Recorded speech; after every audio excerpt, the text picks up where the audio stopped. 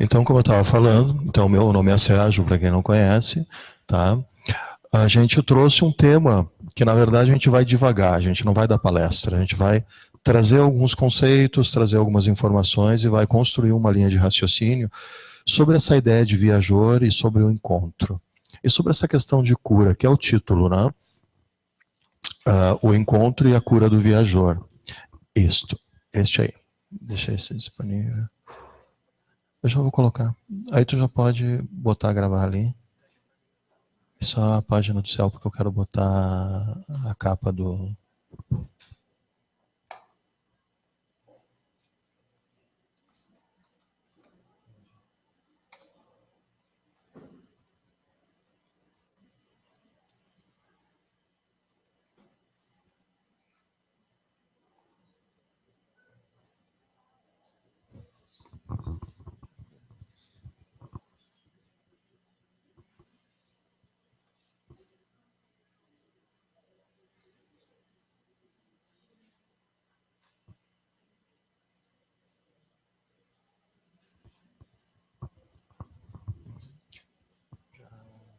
Já pode ativar a gravação.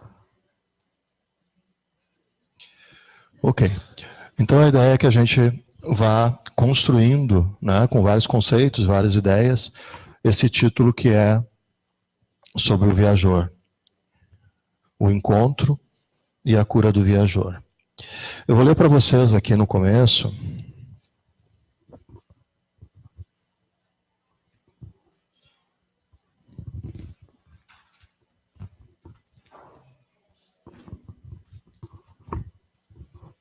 Mensagens de misericórdia, que são mensagens de um instituto que se chama ERCS, tá? Mas vamos lá, vamos ler, vamos escutar. Em meu coração guarda-se humilde poder para curar todas as coisas, sobretudo o que provém do espírito, que está ferido e machucado pelas garras deste mundo.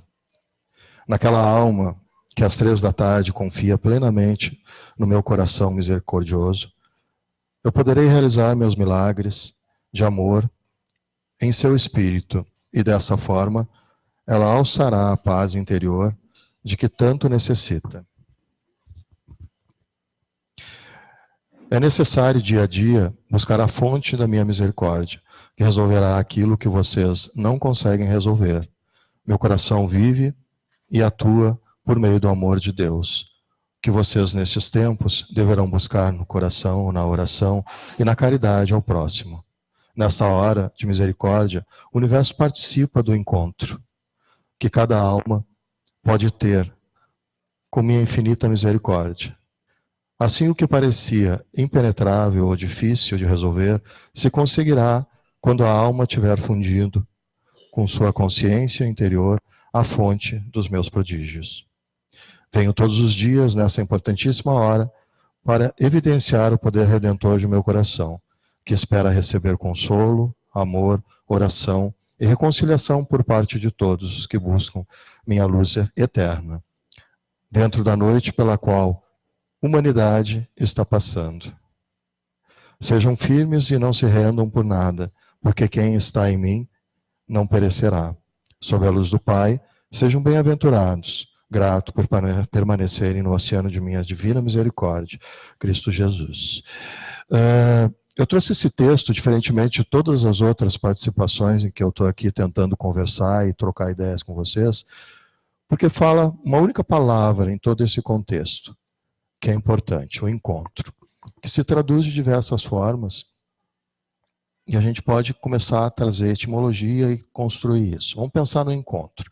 O encontro que nós mais conhecemos, ele vem daquele nosso estudo básico da língua portuguesa, que é de encontro a alguma coisa, ou seja, chocar-se com alguma coisa, ou ao encontro de, ou seja, ao encontro de si, consigo. Esse é um dos encontros em que a gente vai falar. O encontro consigo, o encontro dentro de cada um de nós. Que encontro é esse? Como ele é? O outro encontro é aquele encontro que nós temos, por exemplo, hoje. O encontro com os outros. O encontro onde os olhares se trocam, e permeado pela experiência, pela bagagem, pela caminhada de cada um, há as construções. E essas construções revelam positivamente o sentido do encontro. Senão não haveria jornada. E o viajor não teria por que caminhar e reencarnar tantas vezes na busca do seu melhoramento, na busca da sua compreensão, na busca dessas coisas todas em que a gente vem tentando compreender desde aquelas primeiras perguntas filosóficas. O porquê que eu estou nessa terra? Por que vim para essa terra? Qual a minha missão nessa terra? E hoje, quando a gente fala em terra, a gente tem que dimensionar isso de uma forma mais ampla. A gente tem que perceber que a terra é um grão mínimo no universo. E que nós, viventes deste planeta, nós somos parte de um grande todo. De uma grande atmosfera que nós podemos chamar de consciência suprema, de universo, mega-universo, enfim, multiversos, não importa. A gente sabe que a dimensão hoje é compreendida. A exemplo do átomo, nós levamos cerca de 30 mil anos para entender que hoje, não amanhã, mas hoje, é partícula e átomo. E que ele não é matéria, como a gente tanto aprendeu. E ficou esse conhecimento. Quem não entra na busca de mais autoconhecimento, fica na materialidade do átomo e não vai buscar a compreensão do que seja hoje.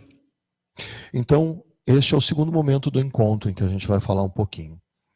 E depois, o encontro com algo superior, que a gente pode chamar de encontro com Deus, um diálogo através da prece, que também é o encontro, mas que faz essa conexão com algo maior, que nós podemos dar vários nomes, independente das crenças, das religiões, dos dogmas, mas que faz com que a gente perceba em que somos realmente viajores e que somos aqueles que não buscam mais as dores, mas caminham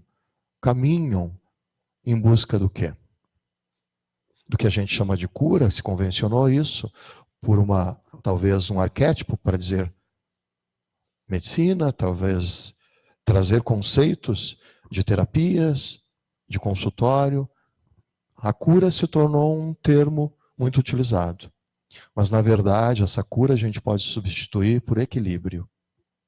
Todos nós, no momento que temos equilíbrio, e aí falo a nível, né, e uma percepção mais ampla, a nível energético, nós estamos razoavelmente bem. Nós comutamos isso com as pessoas, nós trocamos com as pessoas, nós nos relacionamos bem, nós olhamos para os nossos filhos, olhamos para os nossos amigos, olhamos para as pessoas na rua e os enxergamos de uma forma positiva. Diferentemente que quando não estamos em equilíbrio, ou seja, não estamos bem, necessitamos desta cura no sentido de buscar esse equilíbrio. Então, o terceiro momento é esse olhar para cima, esse olhar para Deus.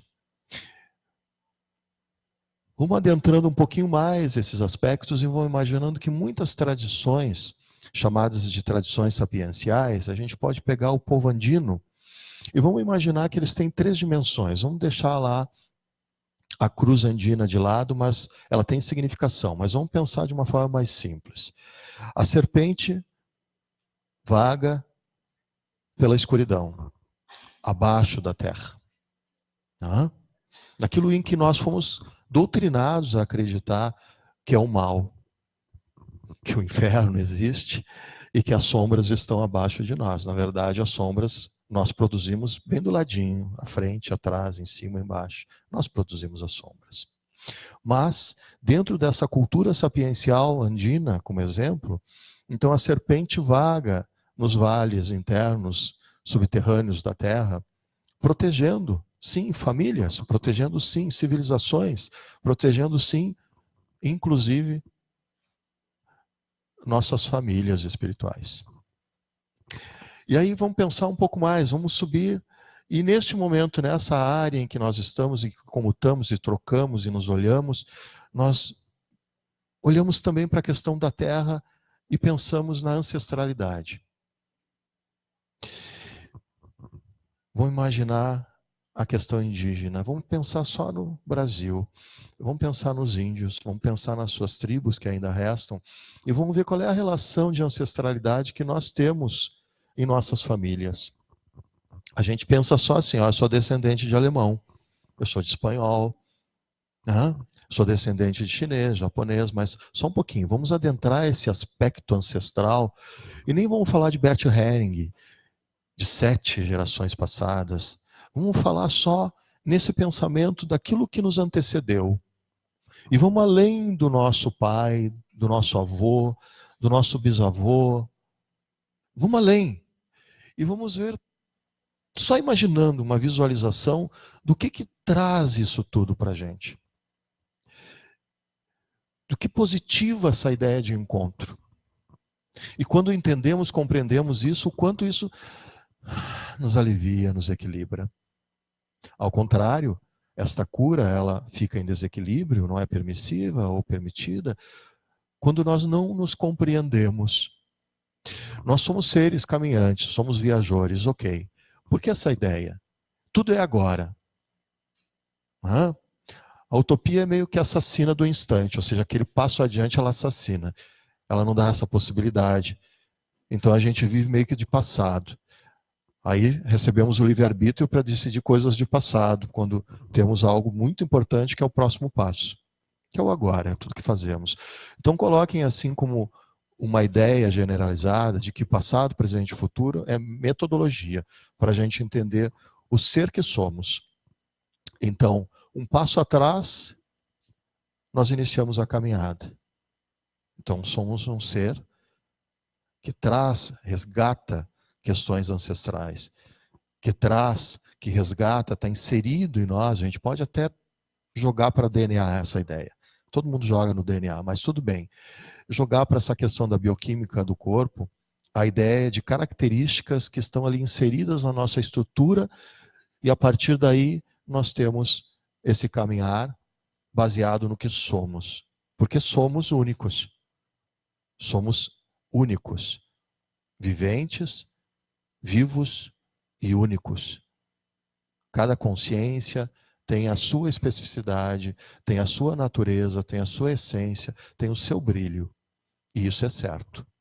Somos filhos perfeitos de Deus. Isso é inquestionável.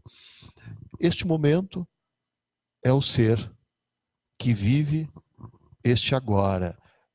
É o que tem consciência quando se busca, quando se traz, se traduz, o que ali atrás ele deixou. Então ele se torna mais consciente neste momento, que a gente pode simplificar dizendo que é o agora. E aí nós usamos um termo da psicologia que se chama transpessoal para dizer que nós vamos além. Então nós somos seres transpessoais. Por que somos transpessoais e quando isso acontece? Quando baseado num caminho onde de um lado há a devoção, as crenças, as simbologias, as permissões iniciáticas que todos nós passamos, e do outro lado o autoconhecimento, aos pouquinhos, num fluxo, como se fosse um sistema límbico que lida com as emoções do nosso cérebro, junto às partes do córtex cerebral, o hipotálamo, enfim, é o que a gente pode chamar lá adiante, quando chegar a um entendimento de espiritualidade. E esse jogo de compreensões entre devoção, percepções sapienciais de culturas como a andina, como a teuteca mexicana, como a hindu muito antiga na Índia, como no Tibete, enfim, a gente pode ver que há uma vastidão de informações iniciáticas e sapienciais no mundo todo, dos quais mistérios sempre existiram para aqueles que não buscaram a compreensão de si. Porque nós somos adestrados a viver no nosso círculo e não olhar um passo para cá, um passo para lá, ou a caminhada na busca de mais autoconhecimento. Nós recebemos isso com facilidade pela mídia. O psiquismo nos envolve e nós aceitamos isso, muitas vezes, seguindo uma rotina diária e nem percebemos.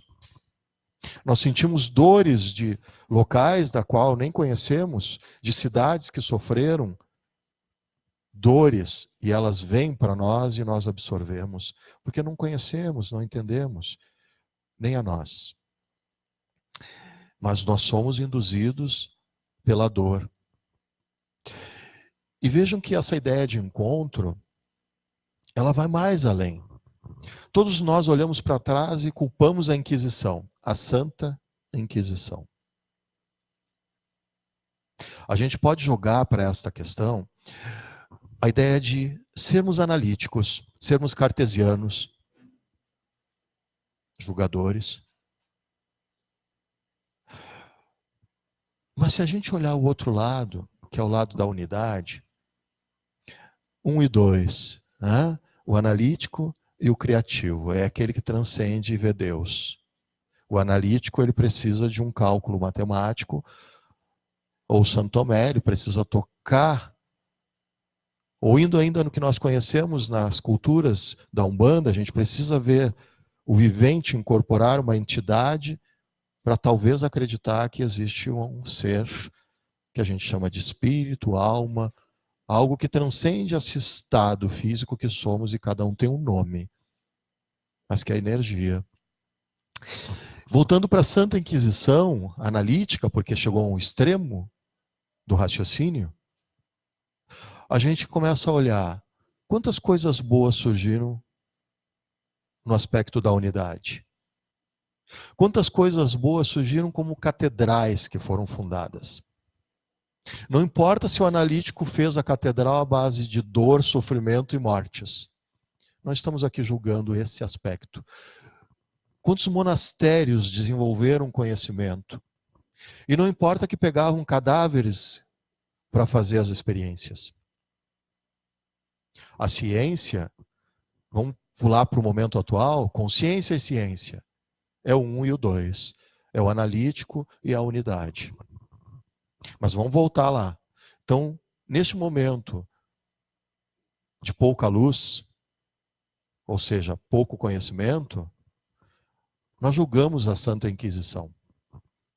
Nós julgamos a queima das bruxas, mulheres campesinas. Nós julgamos as cruzadas, nós julgamos... Mas quem fez isso? Nós. O homem analítico que foi ao extremo. Poder. Vamos resumir assim.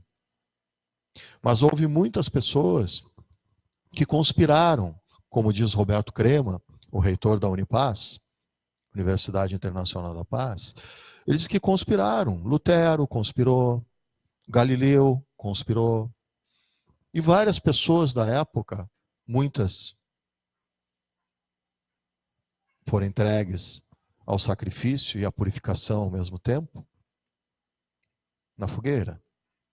Mas eles conspiraram para que hoje a gente tivesse uma caminhada um pouco mais evolutiva e que esses encontros fossem positivos para que nós pudéssemos contemplar aí a unidade, que é a perspectiva que cada um de vocês hoje tem quando está aqui.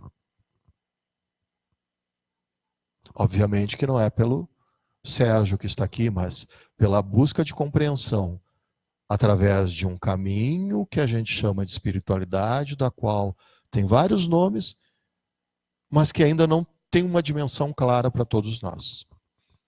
Espiritualidade é tudo.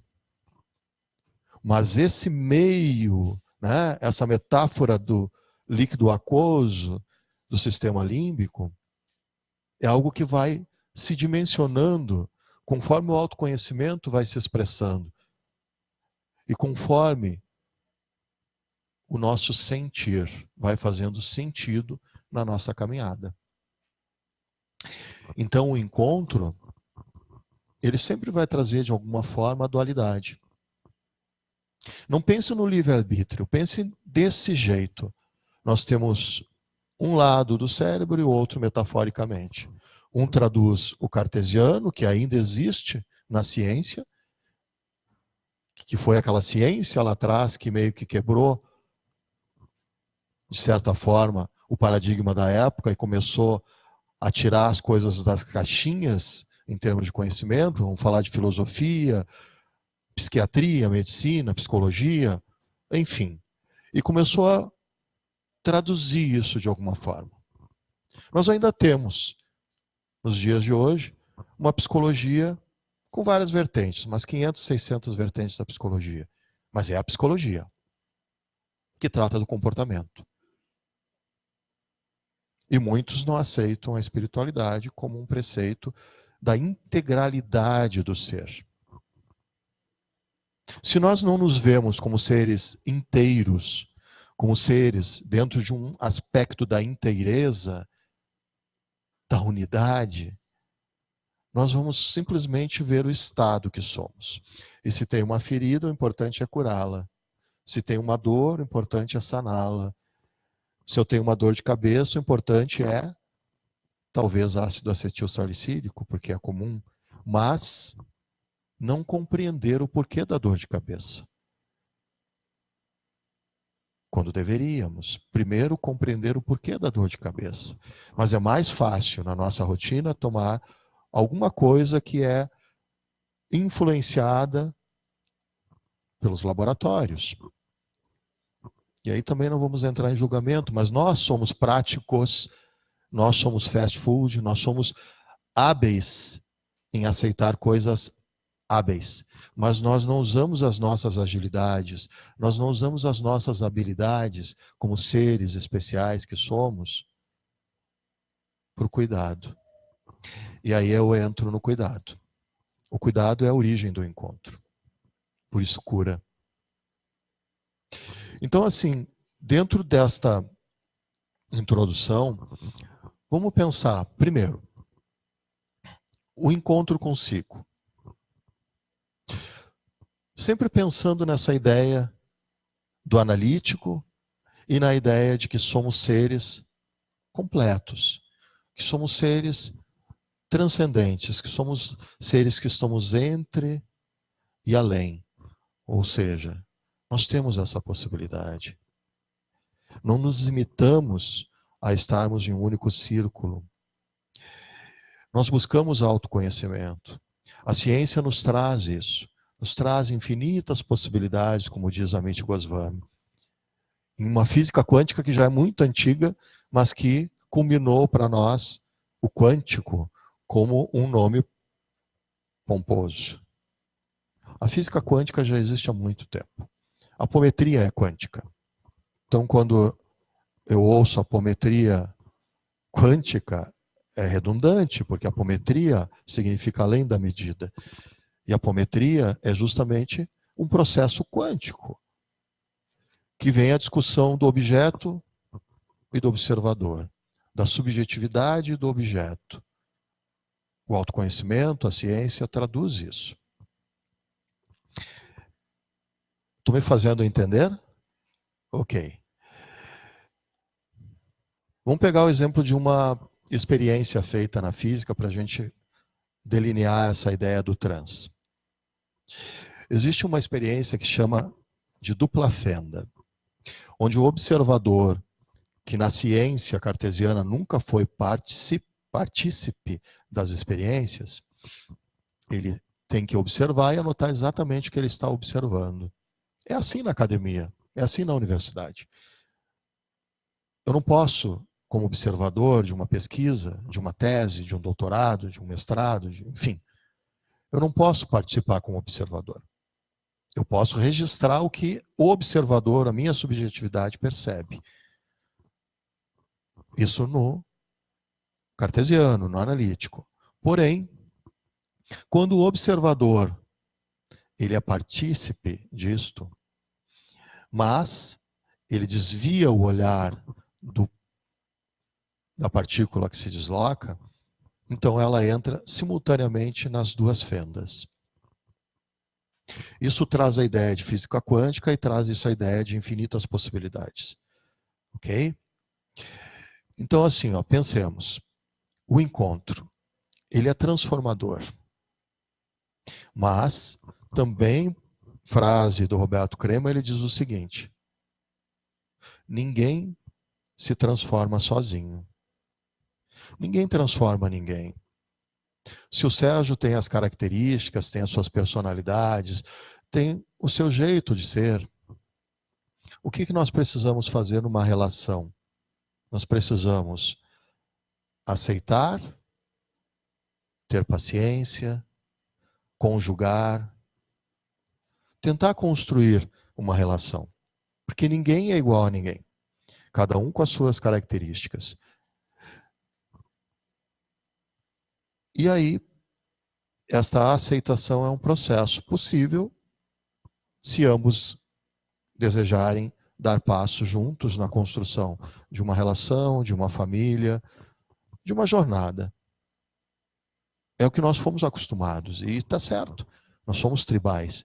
Então é natural que nós sintamos falta de alguém ao lado, de uma família, de um filho, principalmente a mulher que tem o seu feminino, que hoje muitos grupos estão desenvolvendo, o graal, enfim, essas coisas que trazem, porque o masculino está deturpado.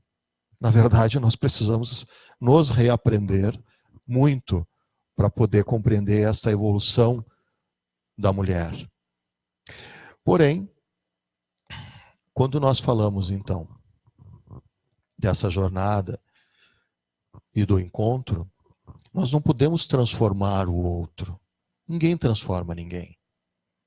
Então nós não vamos mudar uma pessoa, eu vou dizer isto porque realmente é o que mais acontece, de ter ciúmes. Se ele ou ela não buscar uma informação nova no seu processo e se reaprender por si. E tem várias outras características das relações. Mas ninguém transforma ninguém. E quando é que acontece a transformação, então, na jornada e do viajor? No encontro. Nós nos transformamos no encontro.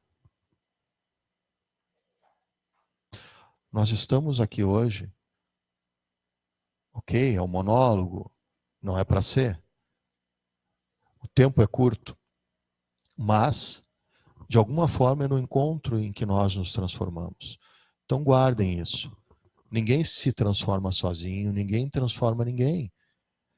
Isso é um preceito para as relações se positivarem, para os encontros em família, nas relações, serem compreendidas. Mas nós nos transformamos no encontro. E esta é a cura. Esse termo cura, é aí que nós buscamos o equilíbrio desse processo. E é por isso que somos viajores, porque nós caminhamos numa constante reencarnatória, ou mesmo existencial, porque nós conseguimos pensar no momento presente. Nós não conseguimos olhar lá atrás e nem olhar à frente, porque nós não paramos para isso. Agora, se nós pararmos e olharmos para trás, ampliarmos a nossa visão, buscarmos autoconhecimento e buscar a compreensão interna, sim, nós percebemos que somos seres, que estamos nos transformando, percebemos a transformação, olhamos à frente, percebemos as possibilidades e vamos ser transpessoais. Vamos além do processo. Inclusive sobre o aspecto da morte, que todos têm medo, porque sim, as nossas personalidades nos amarram a critérios materiais, a apegos materiais e afetivos, a poderes, e isso é natural.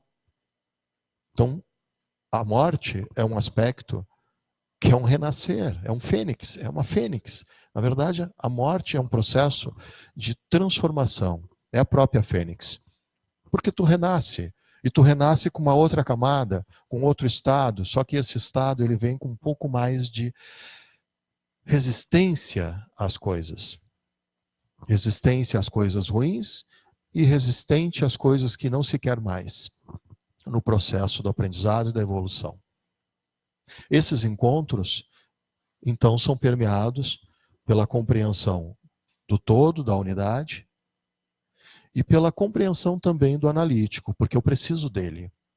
O que eu não preciso é de um extremo do analítico, ou um ser, um homem, ou uma comunidade, uma sociedade, ou um líder, um chefe de tribo, ou um presidente, ou um congresso, ou alguma coisa que vá ao extremo desse analítico.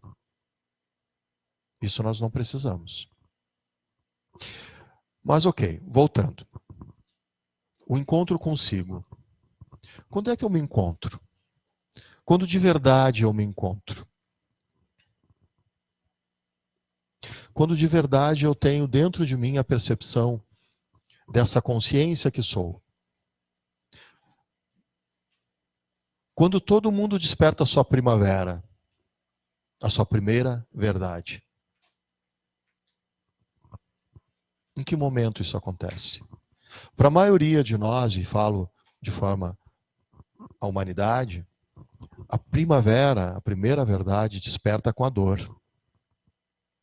Há raras exceções em que as percepções, a primeira verdade, desperta por intuito, desperta pelo movimento, porque lá atrás a dor já veio. Então essa resistência à dor fez com que, em determinado momento, eu não precise de dor para dar o passo seguinte. Mas a primeira verdade de todos nós em relação ao que somos como consciência, seres divinos, porque todos nós trabalhamos hoje as nossas inferioridades, o nosso ego, o nosso próprio corpo físico, nas suas limitações, a nossa raiva, o nosso egoísmo, nossa permissividade, o nosso silêncio às verdades, nossas inferioridades. Mas nós somos seres divinos. Se nós pensarmos que do cardíaco hoje, um grande centro de comando, ele é o caminho do meio. E volto a dizer, não pensemos em livre-arbítrio. Pensemos naquilo que é analítico e naquilo que é uno, naquilo que está numa plenitude. E aí pensemos que do coração e da nossa voz, qual é aquele que quando fala, e por dentro compassivamente em relação ao seu filho, antes de falar compassivamente ao julgamento, olha para o filho e a expressão sai na voz, e o filho olha aquilo, sente o amor da mãe e do pai e surpreende com a resposta. Por quê? Porque a fala, a expressão desse chákara, o Vishuddha, ou o laríngeo, como a gente conhece, ela traz o verbo. Ela traz a força não só da palavra, mas da conjunção, da completude dessas vogais e consoantes. E conforme a expressão vem de dentro, e o olhar compassivo, a verdade de cada um para aquele que vai ser ouvinte, tu podes, sim, modificar com amorosidade, com empatia, com equilíbrio, e transformar esse encontro em algo uno. Porém, também aqui está o verbo para nossa expressão de agressividade. Mas, observem o seguinte, quando alguém tem o dom de dizer algo verdadeiro, com firmeza, ele não está sendo agressivo. E aquela firmeza da palavra faz com que uma multidão silencie. Porque ele tocou o coração das pessoas? Também. Porque ele disse uma verdade? Também. Mas porque ele trouxe de dentro uma expressão de firmeza, da qual, pelo verbo, e plenitude, da qual ele trouxe da unidade, e não do seu processo analítico, das suas inferioridades, e contagiou. Por outro lado, sim, nós podemos ser agressivos e podemos usar do verbo de uma forma letal, de uma forma extremamente dolorosa às pessoas, para quem expressa e para quem recebe. Vice-versa. Então, o encontro consigo é o encontro da compreensão de si. É o encontro das suas limitações, o encontro dos seus desejos, é o encontro da sua relação interna com o mundo. É o encontro da recepção e percepção do que vem de fora e chega até a ti e a compreensão. Nós costumamos falar de não violência, né? Ahimsa, muito famoso pelo Gandhi e pela expressão lá na Inglaterra, quando aquele movimento de não violência veio e hoje é, né, um arquétipo quando se fala em não violência. Mas vamos analisar essa questão do encontro consigo, falando dessa violência quando a gente observa essa violência de uma forma mais ampla. A carne que eu estou comendo, eu estou gerando violência? É de cada um. A violência não é simplesmente a agressividade, com o verbo, com a palavra, com o gesto, com o olhar, com o próprio silêncio. A violência, ela se expressa de diversas formas. Quando a gente sai do nosso círculo e amplia esse processo, a gente percebe. Porque a gente começa a compreender por que a Amazônia sofre queimadas. Por que tantos ambientalistas sofreram e perderam as suas vidas nessa existência por grupos que eram questionados.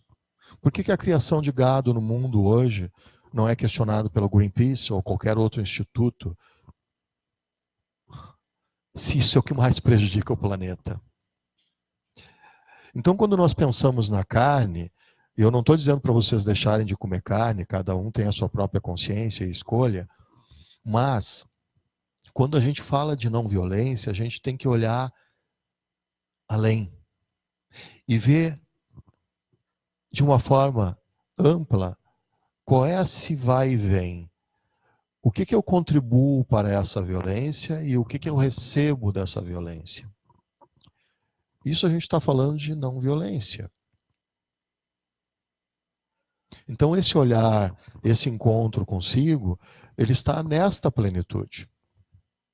Não é só o prato de comida, não é só o abatedouro, não é só as imagens em que a gente percebe o sofrimento, mas a gente come. Então esse encontro consigo, ele está realmente dentro de ti. E como tu faz isso? É de cada um, porque existe um momento de cada um. Não é o exemplo do outro, nós costumamos falar, né, do exemplo. Ah, o exemplo é a ação. Só para finalizar essa questão.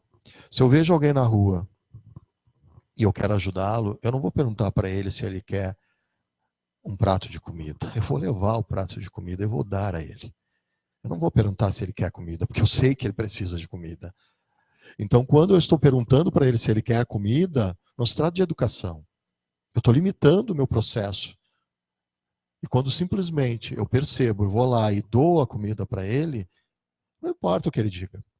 Para quem viu o Divaldo, quando estava distribuindo os sanduíches lá nas escadarias, ele teve um baque daquele outro ser que estava com muita dificuldade e revoltosamente, por seus motivos, que mais tarde o filme desvela. Ele foi agressivo. Porém, a contemplação interna, o encontro que houve naquele momento, despertou uma gana no Divaldo, que é: quanto mais isso me agride, mais forte eu fico para caminhar e fazer aquilo que eu acredito. Então o encontro consigo está mais ou menos arquitetado nesse aspecto de eu poder ver além, poder me compreender em relação aos processos. Aqui eu falei de carne, de alguns paralelos, mas a gente vive muitas coisas durante o dia. E nós temos uma tríade que eu costumo usar nos cursos, que é o cotidiano, é as nossas relações. Sair de casa, o azulzinho, a multa, a velocidade, é o carro, é a irritação, é a buzina, é a chuva, enfim. Tudo que surge no cotidiano. As afetividades, que daí inclui os amigos, os namorados, as famílias, tudo que envolve um processo de uma relação afetiva e amorosa. E o trabalho, é onde a gente vive a maior parte das nossas vidas. A nossa relação maior é o trabalho. E é lá que nós plantamos e também colhemos as experiências. E é de lá, da maioria das vezes, que levamos para casa. E conversamos com os nossos filhos, o que está raro, estar juntos todos à mesa. Porque o que nós chamamos hoje de espelho negro, que é o nosso celular, ele nos consome. Muitos aqui, se perderem o celular hoje, vão entrar em delírio. Porque parece que a vida toda está ali. E é verdade. Então a gente chama isso de espelho negro. Vamos pensando sobre isso, porque ele vai nos envolvendo e vai nos tirando, vai nos sugando energia, vai nos afastando de processos naturais, vai nos direcionando ao caminho contrário da evolução. Mas enfim, nós estamos falando do celular, né? Vamos pensar assim, agora o encontro com os outros. Eu já falei alguma coisa, mas vamos lá. As minhas relações no cotidiano, no trabalho, na família, são as relações com os outros. E esses outros, nós, de alguma forma equivocada, nós dimensionamos, porque não colocamos níveis. Nós somos tribais. Numa tribo ainda existente, seja no Brasil, ou algum grupo ou tribo ainda nos Estados Unidos, Cherokee, enfim, esses que têm ainda um pouco dessa cultura, o pajé é o pajé. Em muitas tribos, a mulher, quando está no período de menstruação, ela não cuida da criança, quem cuida é a avó. Então são vários ritmos dentro da tribo em que são necessários para que a harmonia flua, para que esse encontro flua dentro de uma perspectiva una e não analítica. Porque ninguém questiona por que a mulher está no período menstrual. Sabe-se que aquele período ela não vai poder cuidar da criança pequena, então quem cuida é a avó. Porque assim é a tradição. E por que com a avó? Porque a avó detém a sapiência da tribo.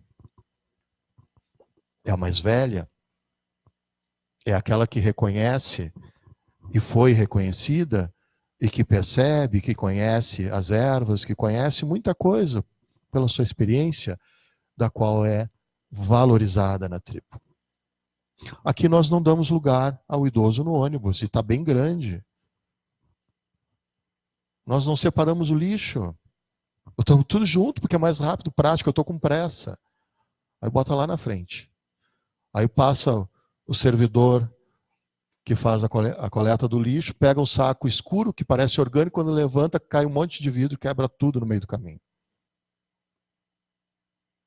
Isso é um encontro analítico, né? Que não adianta julgar porque o vidro caiu. Não adianta julgar porque eu não separei o lixo. Adianta sim me conhecer e saber que se eu quero um encontro de uma forma plena da unidade, eu preciso prever isso e reaprender os processos. Se eu estou no trabalho, eu observo o meu colega se utilizando de um processo que é equivocado, por que eu vou fazer igual? Porque todo mundo corta a cabeça de peixe assim, e eu corto também.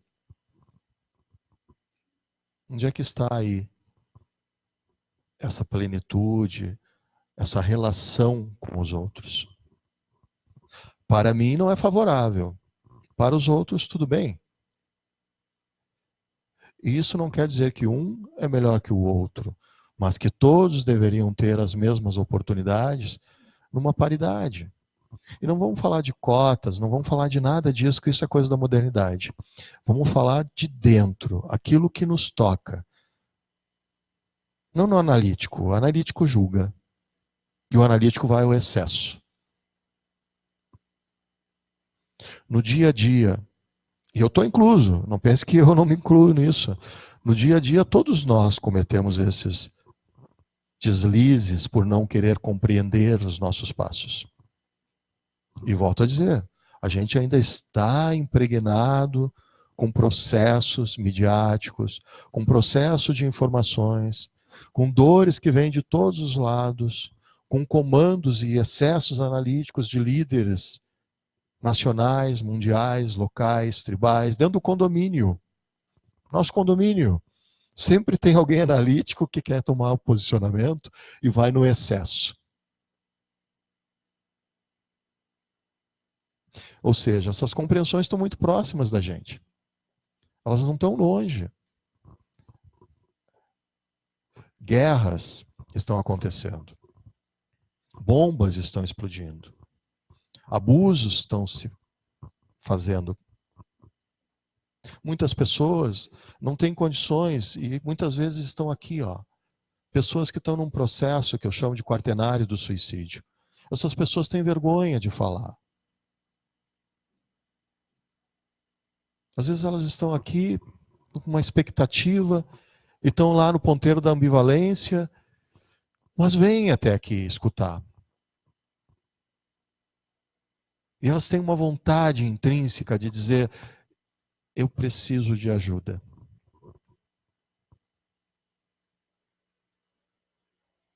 Mas se cala.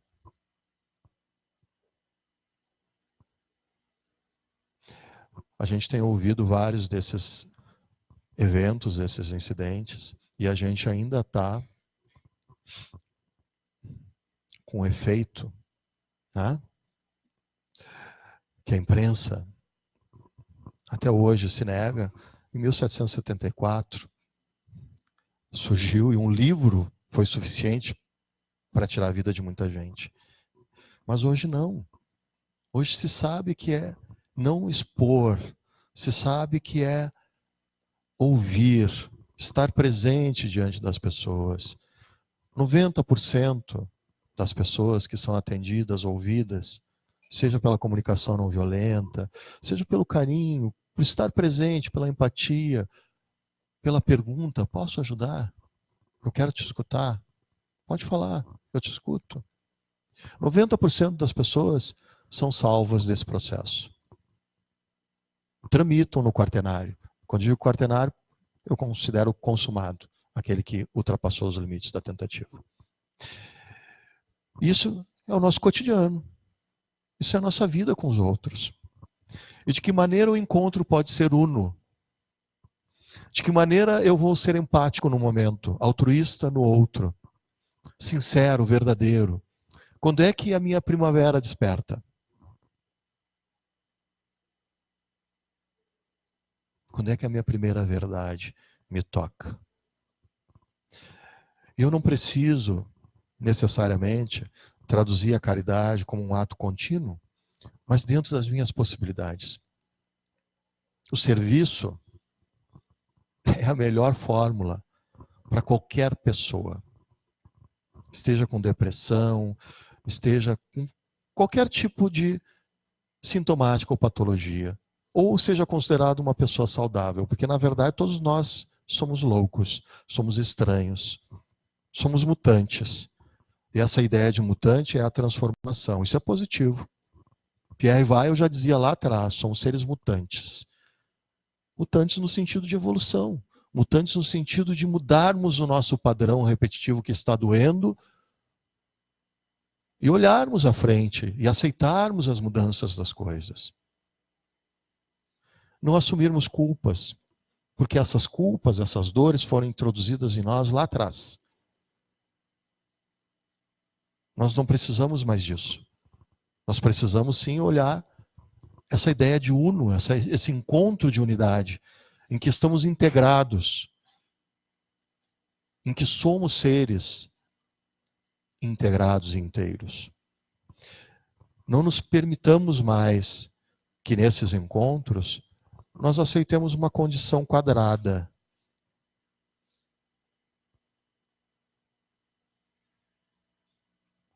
Óbvio que nós temos regramentos sociais, óbvio que nós vivemos em uma sociedade em que existem regras.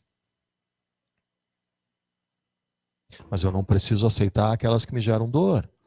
Eu não preciso aceitar aquelas que me limitam no meu passo adiante. Naquelas que me congelam. E aceitando processos extremos do analítico.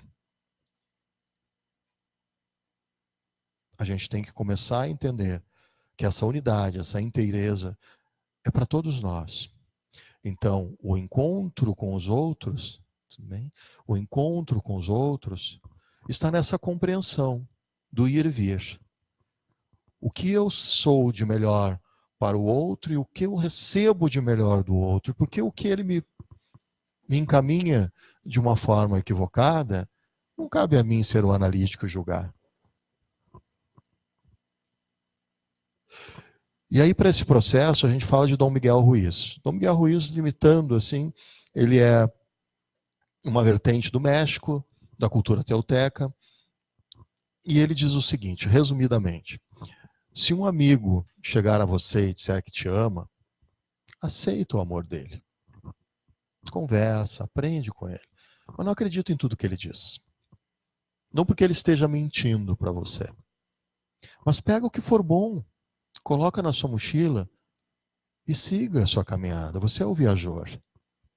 Se a humanidade chegar a você e disser que te ama, recebe esse amor. Nossa, quantos abraços, quanto carinho. Mas também não acredito em tudo que a humanidade diz.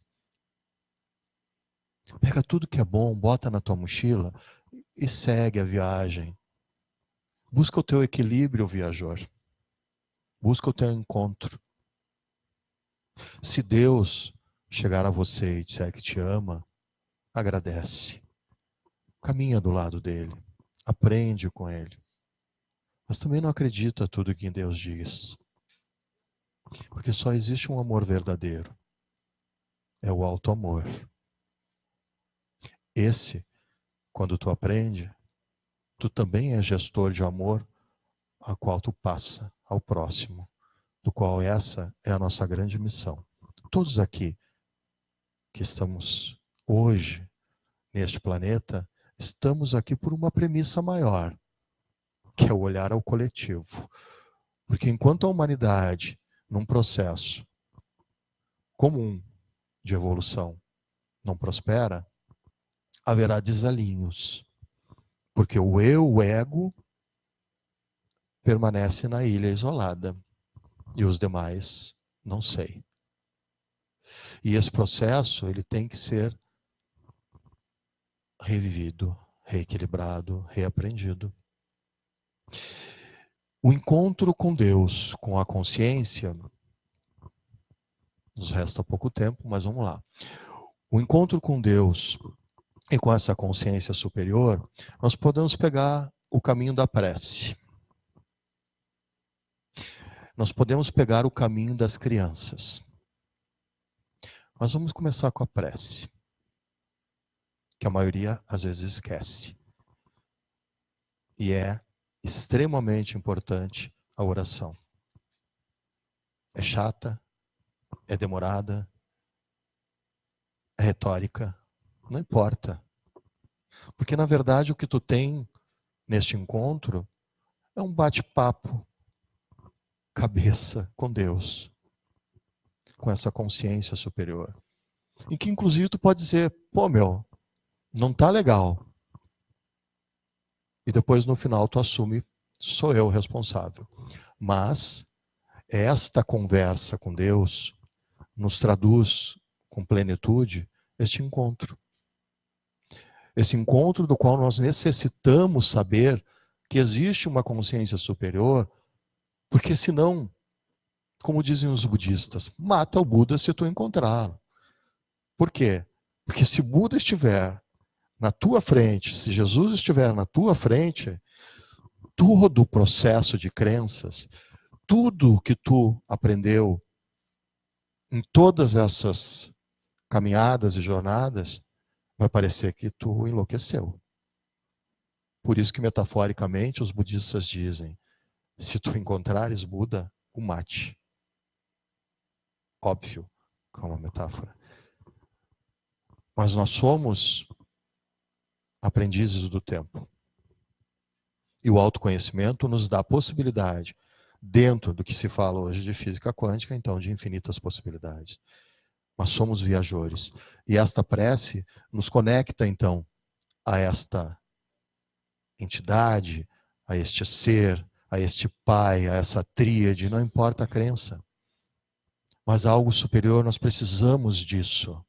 Nós precisamos dessa conexão ao alto.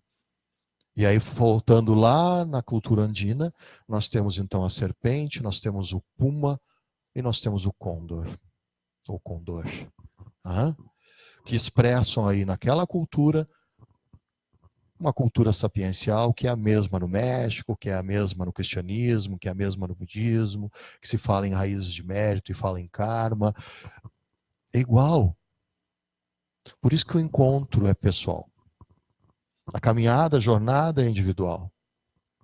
O que eu tropeçar, ou evoluir, crescer e fizer no meu caminho, na minha jornada, sou eu o viajor responsável. Então os encontros que eu tenho me transformam. O paradigma de alguns segundos atrás me transformou. Quando vocês saírem daqui hoje, esse paradigma que estamos vivendo aqui, que para muitos muda o conceito, transformou. A gente poderia entrar em uma vastidão de informações, como eu disse lá, hoje, quando a gente fala do 1 e do 2, fala do uno e do analítico, a gente estaria entrando em consciência, que vai além da mente, vai além das questões executoras da mente. E entra num processo em que nós estamos chamando hoje de consciência. A nossa própria consciência, a consciência do outro, a consciência de Deus. E tudo isso é uma coisa só.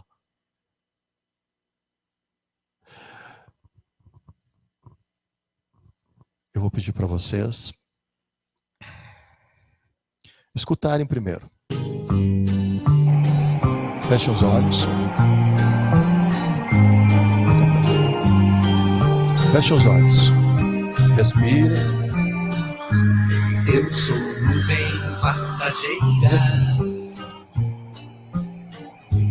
que com o vento se vai. Eu sou como um cristal bonito que se quebra quando cai. Não adianta escrever meu nome numa pedra, pois esta pedra em pó vai se transformar. Você não vê que a vida corre contra o tempo. Sou um castelo de areia na beira do mar. Eu sou nuvem passageira. Pensa no viajor que tu és. Que com o vento se vai. Eu sou como um cristal bonito que se quebra quando cai. A lua cheia convida para um longo beijo, mas o relógio te cobra o dia de amanhã. Estou sozinho, perdido e louco no meu leito, e a namorada analisada por sobre o divã. Eu sou nuvem passageira que com o vento se vai. Eu sou como um cristal bonito que se quebra quando cai. Por isso agora o que eu quero é dançar na chuva. Não quero nem saber de me fazer ou me matar. Eu vou deixar em ti a vida e a minha energia. Sou um castelo de areia na beira do mar. Eu sou nuvem passageira que com o vento se vai. Eu sou como um cristal. Ok. Podem abrir os olhos. Agora a gente vai fazer um sorteio do livro e depois a gente vai para a finalização, tá bem?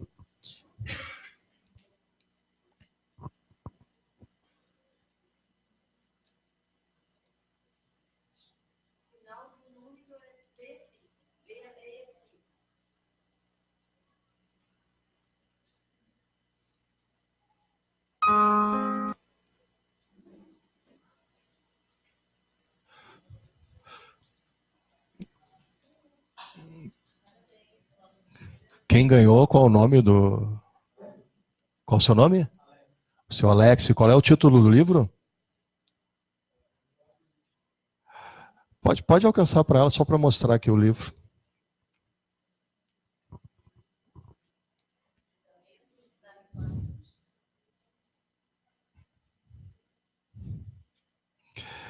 Fundamentos da Reforma Íntima. Então, o nosso irmãozinho Alex foi contemplado. E Reforma Íntima é tudo de bom, não é? Ok. Eu vou pedir a gentileza que vocês possam levantar, deixem as suas sacolas na cadeira, deixa tudo na cadeira, e fiquem à frente das suas cadeiras.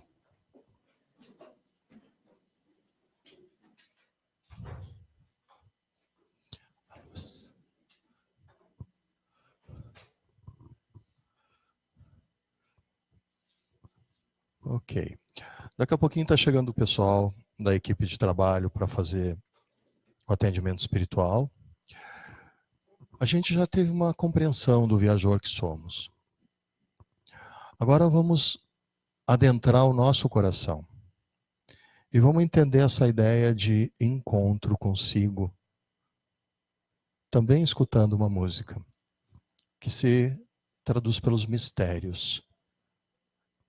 E esses mistérios vocês imaginem que pega então as sombras da serpente, o puma que vigia a ancestralidade e tudo que está no processo encarnatório, e o condor que enxerga do alto as questões mais relevantes à consciência. Então, fechem os olhos, por favor.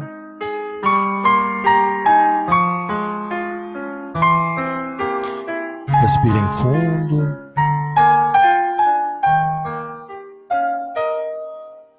Nada pode nos faltar quando a esperança refletir em cada olhar. A luz do sol, do mar, do céu na imensidão, da estrela. E pensem que todos nós somos estrelas. Agora não podemos desistir. Somos seres infinitos de consciência. Caminhos para a luz onde se abrir. Ao mesmo tempo todo. Somos os chamados filhos do Senhor. Todos conectados numa imensidão, numa infinidade das estrelas, dessa consciência que chamamos de Deus. Nada traz para o teu coração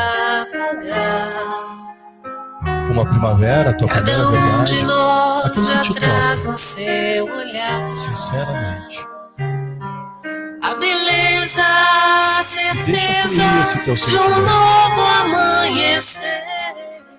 Não pelas culpas, pelas São dores, os mas pela filhos alegria, pela contemplação, do Senhor pelo autoconhecimento que traz para ti o despertar. renascendo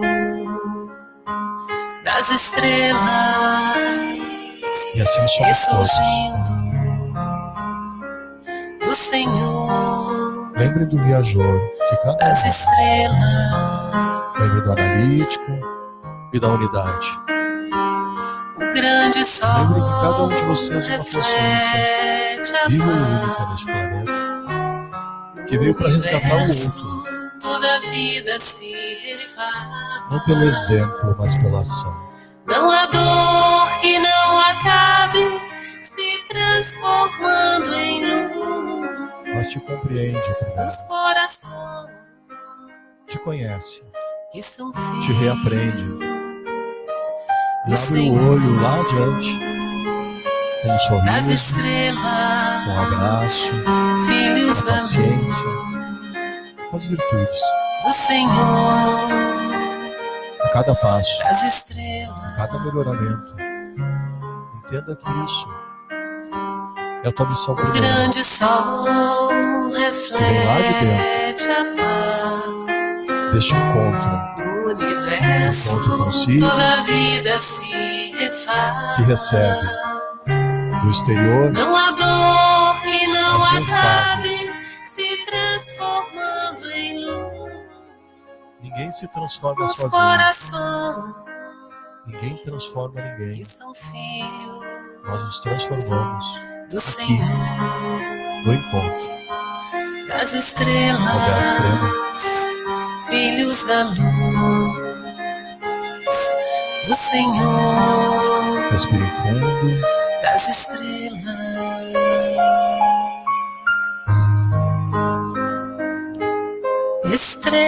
Estrelas, somos estrelas. Quando você sentar, Estrelas, somos Relaxe. estrelas. entreguem o coração de vocês a algo maior. Recebam dos trabalhadores a verdade deles, que também normalmente é uma primavera.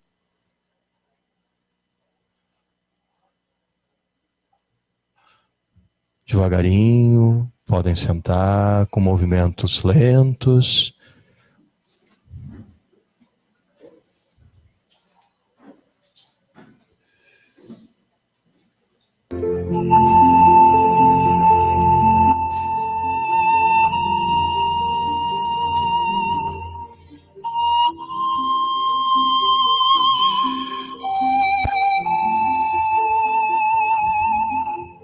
Neste momento, respirem. Permito que esse ar que chega até nós, que é a energia, ele entre pelas narinas de vocês num tom de rosa, que é a cor do amor, a cor do equilíbrio, a cor do acolhimento. E quando vocês soltarem o ar, imagine que estão soltando esse ar de cor azul,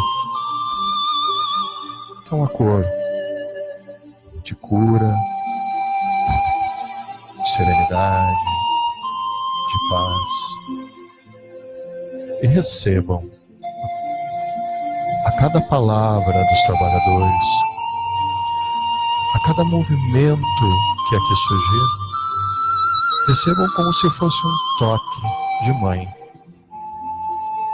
Aquele toque que acolhe, aquele toque que abraça.